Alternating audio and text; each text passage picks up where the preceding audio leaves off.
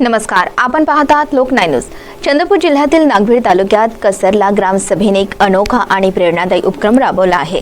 एकीचे बळ मिळते फळ हा संदेश देत कसरला गावातील शेकडो महिला आणि पुरुषांनी भरपावसात फळबाग आणि बांबू लागवड क्षेत्रात श्रमदान केले। नागभीड तालुक्यापासून सुमारे 7 किलोमीटर अंतरावर असलेल्या कसरला गावाला तब्बल 414 हेक्टर सामूहिक वनहक्क प्राप्त झाला आहे। या वनहक्काच्या जागेवर ग्रामसभेच्या माध्यमातून 2023-24 मध्ये फळबाग तर 2024-25 मध्ये बांबू लागवड करण्यात आली। या लागवडीमुळे गावकऱ्यांना रोजगाराच्या संधी मिळण्यासोबतच जंगलाचे संरक्षण आणि संवर्धनालाही चालना मिळत आहे। मात्र ही फळबाग आणि बांबूची लागवड टिकून राहावी यासाठी ग्रामसभेने सामूहिक श्रमदानाचा निर्णय घेतला। त्यानुसार गावातील प्रत्येक कुटुंबातील एका महिला किंवा पुरुषाने जंगलात जाऊन श्रमदान केले।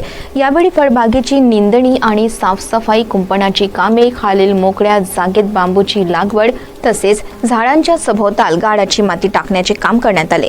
या श्रमदानासाठी ग्रामीण समस्या मुक्ती ट्रस्ट यवतमाळ आणि रिपॉर्ट्स मल्टीपर्पज सोसायटी नागभीड यांचे गावकऱ्यांना मोलाचे मार्गदर्शन लाभले।